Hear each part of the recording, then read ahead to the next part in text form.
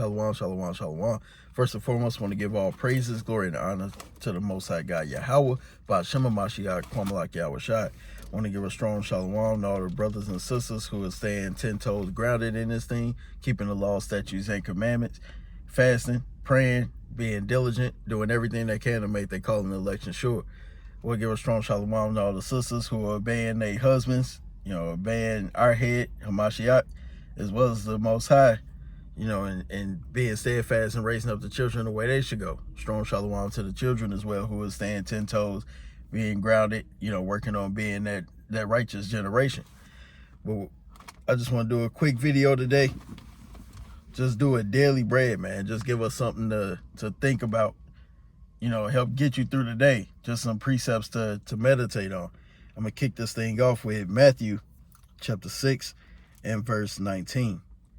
Lay not up for yourselves treasures upon earth, where moth and rust doeth corrupt, and where thieves break through and steal. So the Most High told us not to lay up our treasures in all this stuff that we can see, and all the things that we desire, and all the things that we can touch, all the things that we can see and feel. We storing up treasures in this stuff, but man, all this stuff it's gonna fade away. All these things are perishable items. Everything that we see, man, it can rust, it can get stolen, and we see that. That's how these heathen nations get down. They rape, rob, and murder everything, man. Every landmass they go into. Verse 20. But lay up for yourselves treasures in heaven, where neither moth or rust doeth corrupt, and where thieves do not break through nor steal.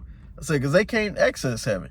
Even though Esau got NASA set up, thinking that they can go out and into the far off heavens, think that they can get up there to go see the Most High, like that wicked episode of Star Trek. It ain't gonna happen. That's why we got to store up our treasures in heaven, man. Storing them up with these good works, these righteous deeds that we work on, that we manifest every day. Verse 21. For where your treasure is, there will your heart be also. So if you got your heart set upon those treasures that's stored up in heaven, then you don't have anything to worry about, man. They can't steal those treasures, because those treasures are stored up with the Most High. Those righteous deeds are set up with the angels and with the Most High, man.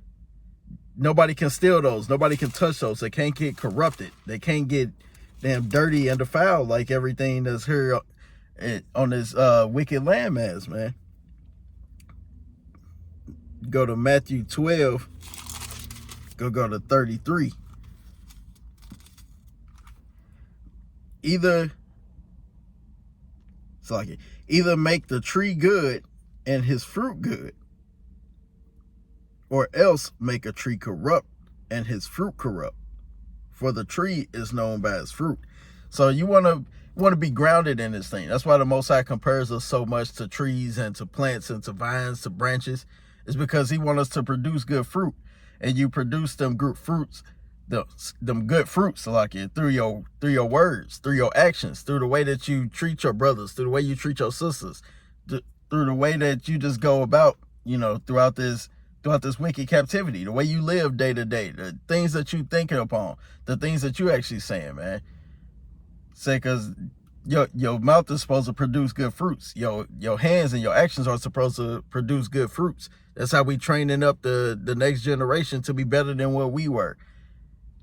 Training up the way that they should go, so they don't depart from the law, statutes, and commandments like we once did, like our forefathers once did. Reading on. Verse 34. O generation of vipers. See, that's how Christ got down, man. We be talking to Christians all the time. They be like, y'all preaching the word, but y'all cussing. Man, Hamashiach Yahushua, man, who y'all so ignorantly calls Jesus Christ, he cussed y'all out. He said the generation of vipers, man. What's a viper? A serpent. Most people don't just play with a viper, man. They see a snake slithering around. They not just gonna go out there and just go try to put their hands on it or pick it up and then play with it like Myra from what cartoon was that? I think that was Animaniacs. So like, yeah, if I'm wrong on that, but yeah, it was that cartoon, man. The little girl used to pick up animals all the time and be like, I'm gonna hug it, I'm gonna love it, and just squeeze the life out of that thing, man. That's not what you do with a serpent, because a serpent will bite you, man. And you don't, if you ain't studied up on them vipers, some of them are poisonous. Some of them are just wrap around you, cut off your blood circulation, take you up out of here like that, man. That's that quick judgment, man. Judgment executed speedily. All because you wanted to go off and do whatever you wanted to do. Get caught up in your own desires. O generation of vipers, how can ye, being evil, speak good things? For out of the abundance of the heart, the mouth speaketh. Say so, man. A lot of these people, man, they evil and they just wicked. They can't speak good things, man. They think that is being good by, you know what I'm saying, holding up the door for you when you're walking up behind them. But then it's not a good deed, because as soon as you close the door and you got wicked thoughts, you call them out of their names behind your head. You starting to have second thoughts on, man, why did I even do that? They ungrateful. You know, people forget to say say thank you. And you be like, man, I shouldn't even did it. Why'd I do it then? And that's vanity. You're doing it in vain, man. Say, a good man out of the good treasure of a heart bringeth forth good things, and an evil man out of evil treasure bringeth forth evil things. So that's a part of that reaping what you sow, man. If you putting evil out there into the world, man, what you think you're going to get? You're going to get that in return. You're going to get that same energy, as Jake like to call it. So stick with that same energy. Come with that. If you're going to produce nothing but evil, you're going to get evil in return. You produce good, you're going to get good in return. That's why you do good to a godly man. Paraphrasing, the book of Sirach, man. But verse 36, but I say unto you that every idle word that man shall speak, they shall give an account thereof in the day of judgment. So everything that you say, you're going to actually be held accountable for in that day. Everybody loves saying only God can judge me, but you're supposed to be inferred that, man. Knowing that the Most High is going to actually judge you for every single thing that you ever said, everything you ever thought, everything you ever done. You should be inferred that, man. You should be more worried about trying to please the Most High instead of just trying to please your flesh. Try to appease, the people around you. Trying to do stuff on that class clown spirit just to get a laugh out of your peers, man. It's going off. Verse 37, for by the words thou shalt be justified, and by thy words thou shalt be condemned. I said, so you're going to be judged on those, man, whether it be good or bad, because the Most High said before you, good and bad, life, evil, death, all these things are made from the Most High, man. None of this is of your own self. None of this is of your own spirit, your own thoughts. You didn't come up with none of this. The Most High made everything. So it's better to just go ahead and give him reverence other than your flesh, man. Appeasing the flesh, man. Going in that spirit of in Romans when Paul was saying that he do the things that he don't want to do. You know what I'm saying? It's a long list of verses there, but just paraphrasing, summing it up, that he was saying that it's a sin that go off. It's not him, because we carnal. We just sold under sin. But that's why we got to get ourselves sown with the righteousness, man. Sown with this word, getting in the daily bread. That's why I even call these lessons that, man. Proverbs 18 and verse 21. Death and life are in the power of the tongue, and they that love it shall eat the fruit thereof. So if you got good words coming out of your mouth, then that's what you're gonna eat. That's what you're gonna reap. That's what you're gonna continue to sow, man.